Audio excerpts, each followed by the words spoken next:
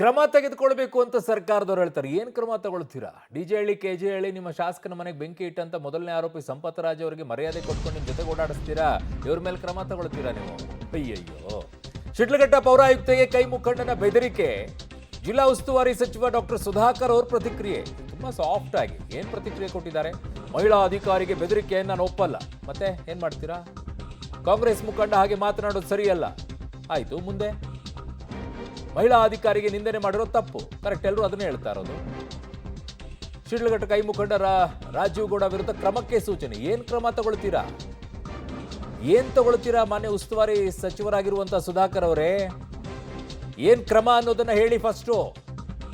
ಬೆದರಿಕೆ ಹಾಕೊಂಡು ಆವಾಜ್ ಹಾಕೊಂಡು ರೌಡಿಸಮ್ ತೋರಿಸ್ಕೊಂಡ್ಬಿಟ್ಟು ದಂಗೆ ಎಬ್ಬಿಸ್ತೀನಿ, ಬೆಂಕಿ ಇಟ್ಟುಬಿಡ್ತೀನಿ ಅನ್ನುವಂಥವ್ರಿಗೆ ಏನ್ ಕ್ರಮ ತಗೊಳ್ತೀರಾ ಅದನ್ನ ಹೇಳಿ. ಬರೀ ಕ್ರಮ.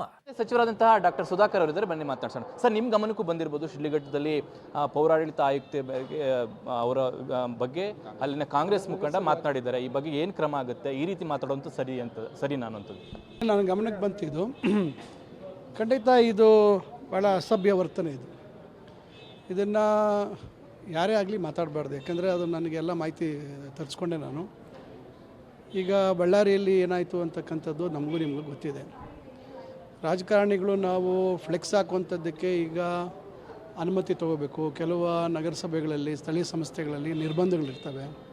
ಅನುಮತಿ ಪಡೆದಿರಾ ಮತ್ತು ಅನುಮತಿ ಕೊಡುವಂಥ ಸಂದರ್ಭದಲ್ಲಿ ಇಂಥ ಜಾಗ ಅಂತಲೇ ಕೊಡ್ತಾರೆ.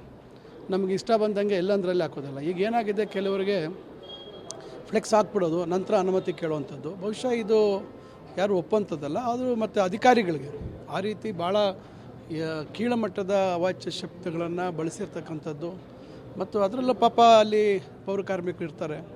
ಅವರೆಲ್ಲರೂ ಏನು ಮೇಲಿನ ಅಧಿಕಾರಿಗಳು ಏನು ಸೂಚನೆ ಕೊಡ್ತಾರೆ ಆ ಕೆಲಸ ಮಾಡ್ತಾರೆ. ಆದರೆ ಅವರು ಬಳಸಿರ್ತಕ್ಕಂಥ ಪದಗಳು ನಾವು ಯಾರೂ ಒಪ್ಪುವಂಥದ್ದಲ್ಲ. ಆಮೇಲೆ ಸ್ಥಳೀಯ ಶಾಸಕರ ಬಗ್ಗೆ ಕೂಡ ಭಾಳ ಕೆಟ್ಟದಾಗಿ ಬಳಸಿದ್ದಾರೆ. ಇದು ಯಾರೇ ಇರಲಿ, ಒಬ್ಬ ಜವಾಬ್ದಾರಿತ ಶಾಸಕರು ಜನರಿಂದ ಆಯ್ಕೆಯಾಗಿರ್ತಾರೆ. ಇವರು ಚುನಾವಣೆಯಲ್ಲಿ ನಿಂತು 3ನೇ ಸ್ಥಾನ ಪಡೆದಿದ್ದಾರೆ. ಆದರೆ ಈ ಮಟ್ಟಕ್ಕೆ ಅವರು ಇಳಿತಾರೆ ಅಂತಕ್ಕಂಥದ್ದು ನಮಗೂ ನಂಬಲಿಕ್ಕೆ ಸಾಧ್ಯ ಇಲ್ಲ.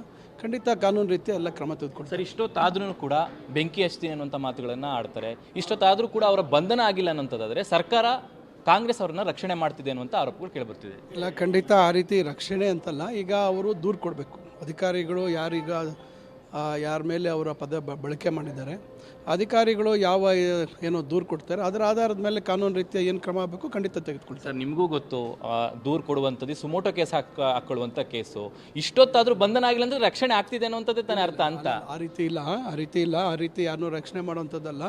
ಸೋಮೋಟೋ ಅನ್ನೋದಕ್ಕಿಂತ ಇದು, ಯಾಕಂದರೆ ಯಾರಿಗೆ ಇದರಿಂದ ಏನು ನೋವಾಗಿದೆ ಅಂಥವರು ಅದನ್ನು ದೂರು ಕೊಡುವಂಥದ್ದು ಭಾಳ ಮುಖ್ಯ. ಯಾಕಂದರೆ ಒಬ್ಬ ಸರ್ಕಾರಿ ಅಧಿಕಾರಿ ಕೆಲಸ ನಿರ್ವಹಿಸುವಂಥದ್ದಕ್ಕೆ ವಿರೋಧ ಮಾಡುವಂಥದ್ದು, ಮತ್ತೊಂದು ಅಡ್ಡಿಪಡಿಸುವಂಥದ್ದು ಕೆಲವು ಕಾನೂನು ಚೌಕಟ್ಟಿನಲ್ಲಿ ಅದಕ್ಕೆ ಆದಂಥ ಸೆಕ್ಷನ್ಸ್ ಇದೆ. ಅದರಿಂದ ಅವರು ಯಾರಿಗೆ ತೊಂದರೆ ಆಗಿದೆ ಅವರು ಕಂಪ್ಲೇಂಟ್ ಕೊಡಬೇಕು ಅಂತಕ್ಕಂಥದ್ದಿದೆ. ಬಹುಶಃ ಕಂಪ್ಲೇಂಟ್ ಕೊಟ್ಟಿರಬೇಕು, ವಿಚಾರಿಸ್ತೇನೆ. ಸರ್, ಬಿಜೆಪಿಯವರು ಮತ್ತು JDS ಅವರು ಕೂಡಲೇ ಬಂಧನ ಆಗಬೇಕು, ಇಲ್ಲ ಅಂತಂದರೆ ಸರ್ಕಾರ ಅವ್ರ ರಕ್ಷಣೆ ನಿಂತಿದೆ ಅನ್ನುವಂಥದ್ದು ಸ್ಪಷ್ಟವಾಗಿ ಗೊತ್ತಾಗುತ್ತೆ. ಇದು ಕಾಂಗ್ರೆಸ್ನ ಗೂಂಡಾ ಸಂಸ್ಕೃತಿ ಅನ್ನುವಂಥ ಮಾತುಗಳನ್ನ ಹೇಳ್ತಿದ್ದಾರೆ. ನೋಡಿ, ಈಗ ಇದು ಯಾರೋ ಒಬ್ಬರು ವೈಯಕ್ತಿಕವಾಗಿ ಬಹುಶಃ ಅವರಿಗೆ ತಿಳುವಳಿಕೆ ಇದೆಯೋ ತಿಳುವಳಿಕೆ ಇಲ್ವೋ ಗೊತ್ತಿಲ್ಲ, ಅವರು ನಡ್ಕೊಂಡಿರೋದಕ್ಕೆ ಪಕ್ಷ ಮತ್ತೊಂದು ಕಾಂಗ್ರೆಸ್ ಸರ್ಕಾರದ ಮೇಲೆ ಗೂಬೆ ಕೂರಿಸುವಂಥದ್ದು ಮತ್ತೊಂದು ಸರಿ ಇಲ್ಲ. ನಾವೇನಾದರೂ ಇದ್ರ ಬಗ್ಗೆ ಕ್ರಮ ಆಗಬಾರ್ದು ಅಂತ ಹೇಳಿದರೆ ಮಾತಾಡಲಿ. ಈಗ ನಾನೇ ಜಿಲ್ಲಾ ಮಂತ್ರಿಯಾಗಿ ಸರ್ಕಾರದ ಮೇಲೆ ಗೂಬೆ ಕೂರಿಸುವಂಥದ್ದಲ್ಲ ಅನ್ನೋದಾದ್ರೆ, ಸರ್ಕಾರದ ಮೇಲೆ ಯಾಕೆ ಈ ರೀತಿ ಗೂಬೆ ಬರುತ್ತೆ ಅಂತಂದ್ರೆ, ಹಿಂದೆ ಆದಂಥ ಕೇಸು ಡಿಜೆ ಹಳ್ಳಿ ಕೆಜೆ ಹಳ್ಳಿಯಲ್ಲಿ ಮೊದಲನೇ ಆರೋಪಿಯ ವಿಚಾರದಲ್ಲಿ ಏನು ನಡ್ಕೊಂಡಿದೆ ಕಾಂಗ್ರೆಸ್, ಯಾವ ರೀತಿಯಾಗಿ ಕ್ರಮ ತಗೊಂಡಿದೆ? ಜೊತೆ ಕೂರಿಸ್ಕೊಂಡು ಪೊಸಿಷನ್ ಕೊಡಿಸ್ಕೊಂಡ್ಬಿಟ್ಟು ವೇದಿಕೆಗೆ ಬೆಳೆ ನಿಂತ್ಕೊಂಡ್ಬಿಟ್ಟು ಶಾಲ್ ಹಾಕ್ಬಿಟ್ಟು ಹಾರ ಹಾಕ್ತಿರಲ್ಲ, ಇವ್ರಿಗೂ ನಾಳೆ ಅದೇ ಆಗುತ್ತೆ. ನೋಡ್ತಾ ಇರಿ, ಕೈ ಹಿಡ್ಕೊಂಡ್ಬಿಟ್ಟು ಮೆರವಣಿಗೆಯನ್ನ ಮಾಡ್ಕೊಂಡು ಓಡಾಡ್ತೀರಾ ನೀವು. ಹಿಂದೆ ಇರುವಂತಹದ್ದು ನಡ್ಕೊಂಡಿರುವಂಥ ರೀತಿಗೆ ಈ ಪ್ರಶ್ನೆಗಳು ಎದ್ದೇಳುತ್ತೆ ಕಾಂಗ್ರೆಸ್ ಮೇಲೆ. ಏನಾಗಿತ್ತು ಮೊದಲನೇ ಆರೋಪಿ ಡಿಜೆ ಹಳ್ಳಿ ಕೆಜೆ ಹಳ್ಳಿಯಲ್ಲಿ? ಆ ವ್ಯಕ್ತಿ ಏನ್ ಮಾಡ್ತಾ ಇದ್ದಾರೆ ಈಗ? ಏನಾದರೂ ಆಯ್ತಾ? ಕ್ರಮ ತಗೊಂಡ್ರಾ? ಪಕ್ಷದ ವತಿಯಿಂದ ಕ್ರಮ ತಗೊಂಡ್ರಾ ಅಥವಾ ಕಾನೂನಾತ್ಮಕವಾಗಿ ಕ್ರಮ ಆಯ್ತಾ? ನಿಮ್ಮದೇ ಪಕ್ಷದ ಶಾಸಕರ ಮನೆಗೆ ಬೆಂಕಿ ಇಟ್ಟಿರುವಂತ ಮೊದಲನೇ ಆರೋಪಿ ಅವರು.